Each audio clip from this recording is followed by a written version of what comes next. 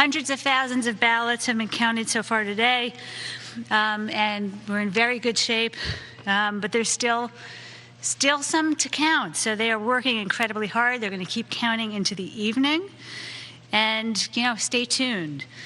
So let's see.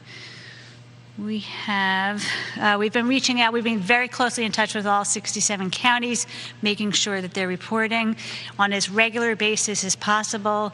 I know all of you, everybody around the country, around the state are eagerly awaiting, and I can tell you the counties are too. They are really taking their time, making sure that every single voter in the Commonwealth who has cast their ballot is having those ballots accurately and securely counted. So, as you know, we're going to keep counting. Military and overseas ballots, I think, are coming in. Those will continue to be accepted through next Tuesday.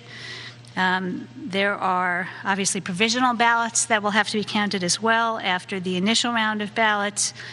And, I think whatever the outcomes are, I can tell you that I'm so proud to work with the 67 counties, the election officials who are just doing an amazing job getting these counted accurately and securely.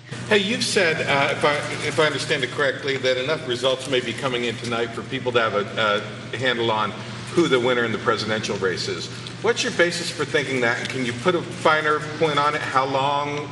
What makes you say that? So the counties are continuing to count. And so obviously, depending on how close the race is, that impacts whether the final results are not certified until 20 days after the election, right? So I want to be clear, there's no final results happening now anyway. What's happening now is having enough ballots counted to actually see who the winner is, right? The farther apart that is, the easier it is to tell. So it's very close in Pennsylvania, right? There's no question. And so that means it's going to take longer to actually see who the winner is.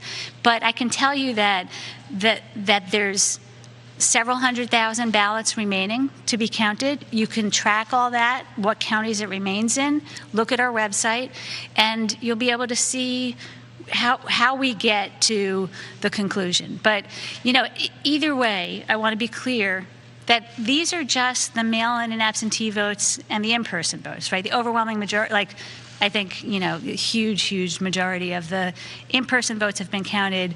We're in a very good place with the mail-in and absentee ballots, but not quite there yet. But then there's still going to be provisional ballots, the military and overseas ballots, and so forth. So the closer the race is, the longer it takes. But I think what I've said all along is that the overwhelming majority of ballots will be counted by Friday.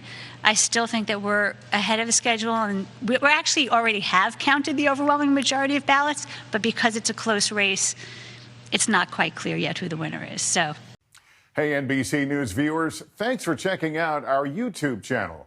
Subscribe by clicking on that button down here, and click on any of the videos over here to watch the latest interviews, show highlights, and digital exclusives. Thanks for watching.